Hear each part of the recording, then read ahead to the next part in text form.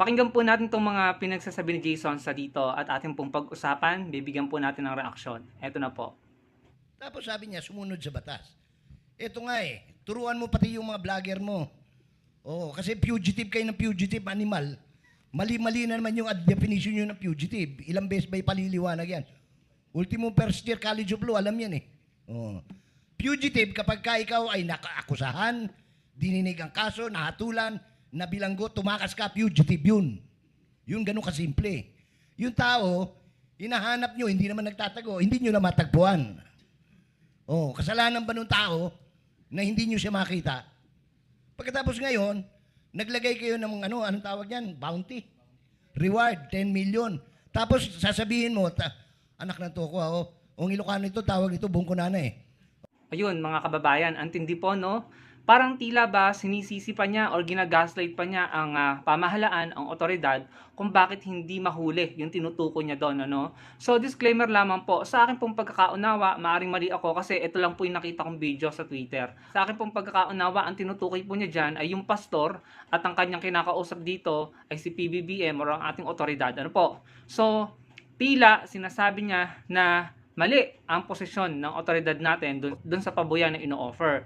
At saka sabi pa niya, hindi naman daw nagtatago yung tao. Hindi lamang daw po makita ng ating mga kapulisan. Tama ba yon, mga kababayan? Una sa lahat, kung hindi nagtatago, bakit dati, no, nung mga nakaraang buwan, May yata or April, voice message lamang ang inilalabas sa publiko? No? Bakit hindi na siya makita sa publiko ngayon kung hindi nagtatago? Hindi po ba? At saka, kung hindi nagtatago, bakit hindi makipagtulungan sa otoridad, sa pamahalaan, at hindi sumunod o hindi magpailalim sa batas? No? Hinahanap siya may warrant of arrest. Kung hindi nagtatago, bakit hindi kusang pumunta sa ating kapulisan at makipagkita at linisin ang kanyang pangalan? Ibang klase na po talaga ang mga DDS, no?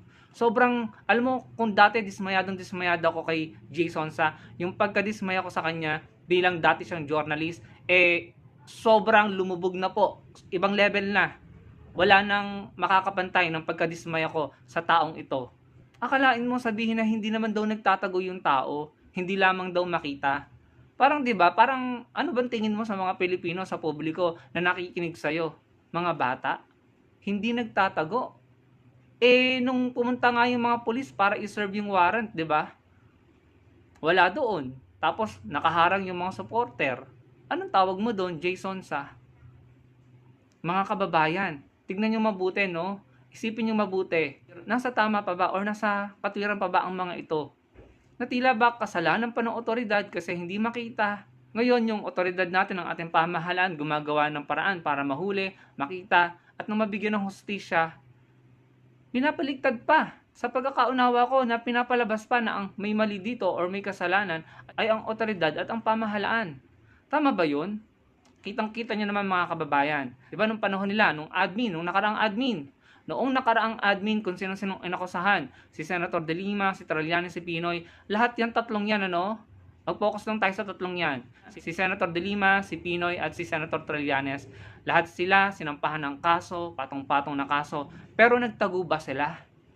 Gumawa ba sila ng mga alibi, excuses, at talagang ginamit ba nila ang kanilang impluwensya, kapangyarihan, or mga abogado para sila ay hindi sumipot sa Kongreso, sa Senado, at sa hearing sa mga korte? Hindi. Lahat sila, sinabmit nila ang kanilang mga sarili, nagpailalim sila sa batas, sa proseso ng batas, sumunod sa otoridad, at pinatunayan nila mapa sa Kongreso, Senado, at Korte na sila ay mga inosente. Tapos, itong kampo nila Jason sa yung kanilang mga sinusuportahan, ang kanilang mga idol.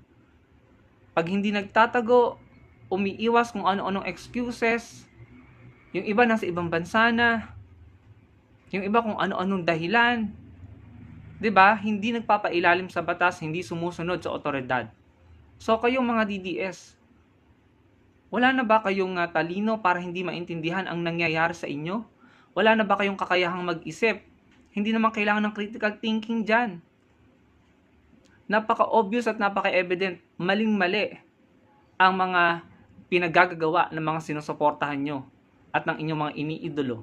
Maling-mali. Tapos maririnig mo sa dating Journalist, batikang journalist, yung mga katagang hindi naman nagtatago, hindi lamang daw makita. Aba, parang tila kasalanan pa ng otoridad at ng pamahalaan kung bakit hindi makita. At hindi daw nagtatago. Meron bang hindi nagtatago na hindi nakikita? Kung hindi yan nagtatago, dapat natuntun na po yan at nakita agad. Wala na talaga mga kababayan. Wala na sa katwiran yung mga ganyang uri ng pangangatwiran, yung mga ganyang uri ng argumento, yan po ay mali. At hindi po yan dapat sinusuportahan or sinasang-ayunan. Pero at the end of the day, mga DDS, kayo, nasa sa inyo yan. Kung gusto nyo sakyan yan, suportahan at paniwalaan, I think, in my opinion, kayo ang magsasuffer ng consequence ng mga paniniwala nyo sa mga baluktot at maling pangatwiran. Ibang klase, no, mga kababayan. Kayo po yung tatanungin ko, tama ba yung sinabi ni Jason sa natila sinisisi pa ang pamahalaan ng otoridad, no? Imbes na sabihin mo doon sa mga sinusuportahan mo sa idol mo na lumantad ka na, linisin mo ang pangalan mo, patunayan mo na inosente ka, hindi. Sila yung tila pa dumidepensa o nagja-justify, no, ng ginagawang pag-iwas at hindi pagpapasailalim sa batas. Anong ibig sabihin nun? 'Di ba? Evident, obvious. Pero sila Senator De Lima, sila Senator Trillanes at sila Pinoy, hinarap nila lahat ng akusasyon at pinatunayan nila na sila ay inosente. Kaya yung mga kaso, dismiss. Yun ang mga totoong tao na may matinong prinsipyo at totoo na sila ay nasa tama at inosente sila sa mga mali at kasinungalingang akusasyon. Kayo na lang mga kababayan ang humusga, no? At sana maging matalino tayo.